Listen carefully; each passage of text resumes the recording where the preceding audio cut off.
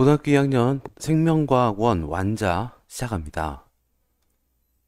생명과학의 이해, 사람의 물질대사, 항상성과 몸의 조절, 유전, 생태계와 상호작용으로 이루어져 있는데요. 오늘은 생명과학의 오리엔테이션 같은 파트죠. 생명과학의 이해 보겠습니다. 오늘 생명과학의 이해를 할 거거든요. 생명과학의 이해. 생명과학은 생물에 대해서 배우는 거예요. 그래서 뭐가 생물이냐, 뭐가 생물이 아니냐, 생물의 특성에 대해서 배울 겁니다. 생명과학의 이해가 단원 이름이니까요. 그리고 이 생물이 뭔지 배우고, 그리고 이 생물을 연구하는 학문, 생명과학은 어떤 특성을 가지고 있는지, 그리고 생명과학은 어떤 방식으로 탐구하는지 이야기를 해보도록 하죠. 뭐 결론부터 이야기하면 생물의 특성 6가지 배우게 되고요.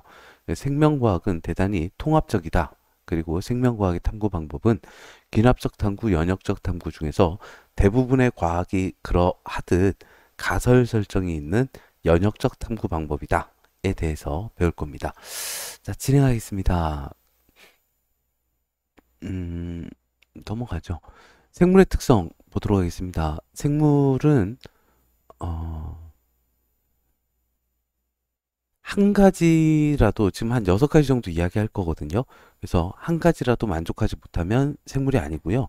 여기에서 이야기하는 생물의 특성을 모두 만족해야 생물입니다. 자, 생물의 특성인데요. 세포로 구성되어 있어야 돼요. 단세포 생물이든 다세포 생물이든 생물로 세포로 구성되어 세포로 구성되어 있어야 되고요. 그리고 두 번째, 물질 대사를 해야 됩니다. 물질 대사는 생명체 내에서 일어나는 모든 화학 반응을 물질 대사라고 하는데요. 이 간단한 분자를 합성해서 큰 분자를 만드는 동화작용, 그리고 큰 분자를 분해하는 이화작용이 있습니다. 이 물질 대사가 두 가지가 있어요. 동화작용, 이화작용. 뭐, 이 물질 대사를 해야 됩니다. 예. 그리고 자극에 대해서 반응해야 됩니다.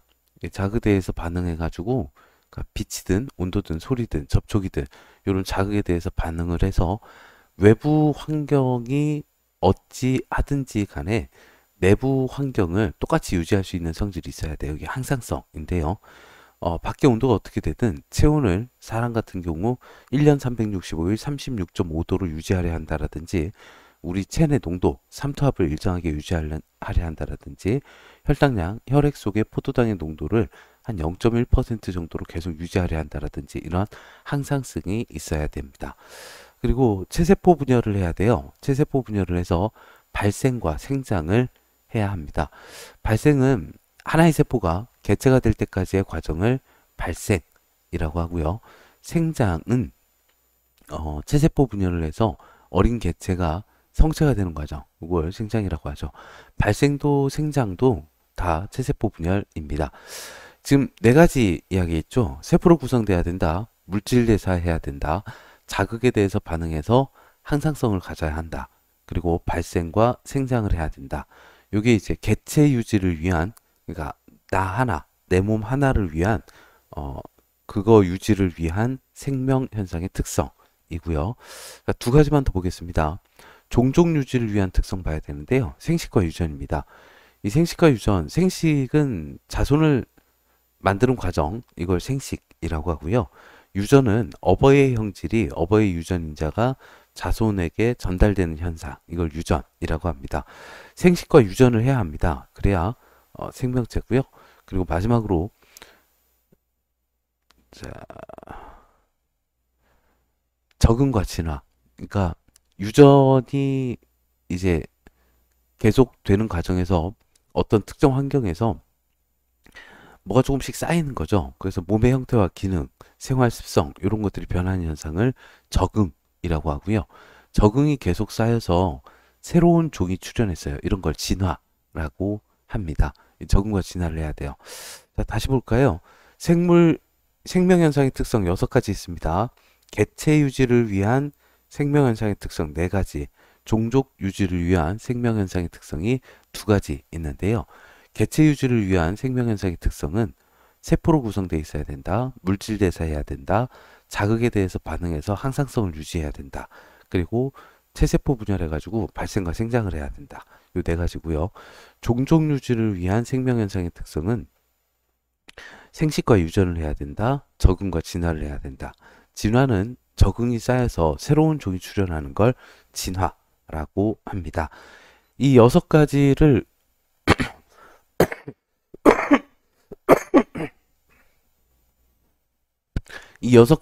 모두 만족을 해야 돼요. 하나라도 만족하지 못하면 생명체가 아닙니다.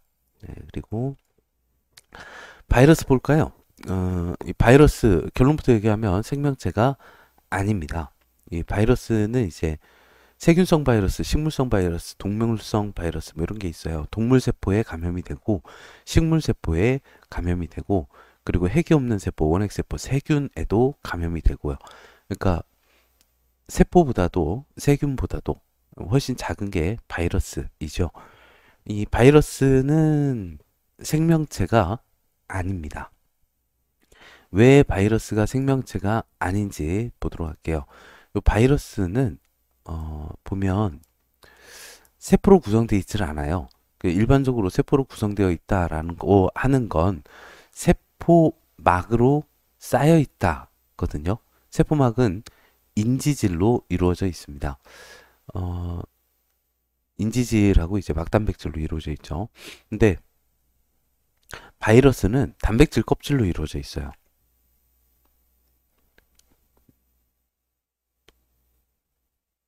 바이러스는 세포막이 아니라 인지질로 이루어져 있는 세포막이 아니라 단백질로 이루어져 있습니다. 껍질이 그래요. 그래서 세포로 구성되어 있지 않고요. 그리고 효소가 없습니다. 바이러스는.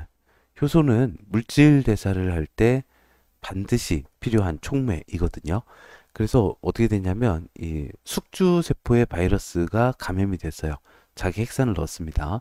그럼 숙주 세포에 효소를 활용해서 막 복제를 해요. 물질 대사를 하는 거죠. 그래서 뻥 터지면서 옆으로 전염이 되는 이런 형태인데요. 효소가 없으니까 스스로는 물질 대사를 하지 못합니다. 다른 생명체가 있어야 해요. 스스로 물질 대사를 하지 못하고 세포로 이루어져 있지 않고 그래서 일단 결론은 뭐 생물이랑 비슷해서 신기해 뭐 이럴 수 있는데 결론은 바이러스는 생명체가 아닙니다. 자, 그리고 화성에 과연 생명체가 있을까? 여기에 대해서 좀 이야기를 해보죠. 결론은 없는데요.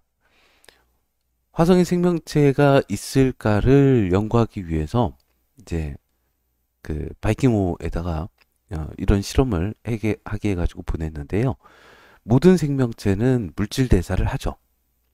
동화작용이든 이화작용이든 합니다. 그래서 화성 토양을 가지고 실험을 해본 거죠. 이 화성 토양에 물질 대사를 하는 개체가 있는지를 확인해 본 겁니다. 빛을 쪼여가지고 광합성 하는 애가 있나, 동화작용 하는 애가 있는지, 빛을 쪼이지 않은 경우는 세포호흡, 그러니까 이화작용 한 애가 있는지를 확인해 봤습니다. 결론은 없었는데요. 자, 동화작용 한 것부터 좀 동화작용 하는 애가 있는지 확인하는 것부터 좀 보죠. 이게 탄소가 6번이거든요. 그 원자 핵에 양성자가 6개 있습니다. 원자 핵에 양성자가 6개 있어요. 원자 핵에 있는 양성자 수가 원자 번호입니다. 탄소가 6번이고요. 양성자 6개에 원자 핵에 중성자가 6개입니다. 그래서 질량수가 10이죠. 보통은 그래요. 양성자 6개, 중성자 6개, 질량수 12인 탄소가 있는데 여기에다가 질량수가 14인 탄소를 넣겠습니다. 얘는 이제 양성자 6개하고 중성자가 8개인 거죠. 그 양성자, 중성자 개수 비가 좀 불안정해가지고 뭐가 좀 나와요. 모든 방향으로 나가는 선을 방사선이라고 합니다. 방사선을 내뿜는 능력을 가지고 있으면 방사능이라 그래요. 이 방사능을 가지고 있는 원소를 방사성 원소라고 합니다. 자, 그리고 질량수가 다른데 같은 원소인 거. 원자번호 같은 거 이런 걸 동위원소라고 하죠. 그러니까 질량수가 14인 탄소는 방사성 동위원소, 탄소의 방사성 동위원소인 거예요. 이 질량수 14인 탄소가 포함된 이산화탄소를 까뜩 넣었어요. 그럼 이제 방사능 계측기에서 끼기끼기 하고 계측이 될 거예요. 여긴 일단 막아두죠. 이산화탄소를 넣고 여기도 이제 막고 빛을 조여줍니다. 빛을 조여줘요. 그럼 이제 만약 여기서 동화작용하는 애가 있다면, 광합성을 하는 애가 있다면 이렇게 질량수 14인 탄소가 포함된 포도당을 만들겠죠. 예, 이렇게 만들었을 거예요. 자, 그러면 뭐 하루쯤 지난 다음에 요걸 빼요. 이걸 뺍니다. 빼요. 이산화탄소 빼고, 네. 이거 또 뭐 끄죠? 램프도 끄고, 네. 이산화탄소 빼고, 램프 끄고. 그 다음에 태워보겠습니다. 태우면 이산화탄소가 나올 거거든요. 근데 그게 어떤 이산화탄소냐면 질량수가 14인 탄소가 포함된 이산화탄소가 나올 거예요. 그러면 이제 그 이산화탄소가 나오면 방사능 계측기가 끼기끼기끼기끼기 하고 방사능을 계측하겠죠. 근데 이렇게 해봤더니 계측이 안 되더라고요. 방사성 기체가 검출이 안 됩니다. 질량수 14인 탄소가 포함된 이산화탄소가 나오질 않은 거죠. 즉 포도당을 만들지 않은 거죠. 광합성을, 동화작용을 하지 않았다는 이야기가 됩니다. 그럼 혹시 이화작용하는 애 있지 않을까 해서 방사성 동위원소 탄소가 포함된 영양소를 넣습니다. 그러면 이제 얘가 만약에 세포호흡을 한다면 이 동위원소가 포함된 이산화탄소가 나오겠죠. 그럼 계측기가 끼기기기기기기 하고 계측을 할 거예요. 근데 이렇게 해봤더니 예, 방사성 기체가 발생을 하지 않았어요. 검출이 되지 않아요. 아, 이화작용을 하지 않는구나 입니다. 실험 다에서는 혹시 얘가 방사성 동위원소를 뭔가 생명체들이 싫어할 수도 있잖아요. 그래서 방사능 계측기가 아니라 그냥 기체 분석기를 넣었어요. 그럼 얘도 이제 빛을 조여준 건 아니니까 이화작용을 하는지 확인하는 걸 텐데 뭐 여기 있던 기체 농도가 전혀 변하지 않았어요. 세포호흡을 했으면 뭐 산소가 줄든 이산화탄소 줄든 해야 되는데 기체 함량이, 기체 조성이 전혀 변하지 않더군요. 아, 이화작용 하는 애가 없구나.